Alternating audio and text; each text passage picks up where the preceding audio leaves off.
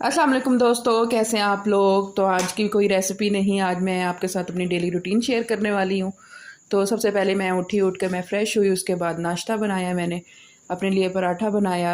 एक दिन पहले मैंने आपसे कढ़ी की रेसिपी शेयर की थी, बस उसी के साथ मज़ेदार पराठा बना के मैंने खाया।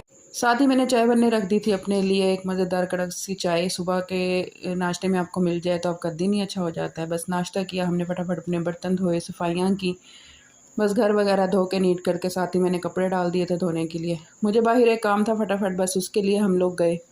मुझे किचन के लिए वॉलपेपर चाहिए था, बस वो मैंने वहाँ पे काफ़ी सारे डिज़ाइन देखे, कुछ अच्छे थे, कुछ लगे भी, एक आधा पसंद भी किया। बहुत जल्दी मेरी वीडियो में उसको देखेंगे। बस जी, फिर हमने कुछ खाया पिया, इंजॉय किया। मुझे यहाँ की समोसा चाट बहुत पसंद है।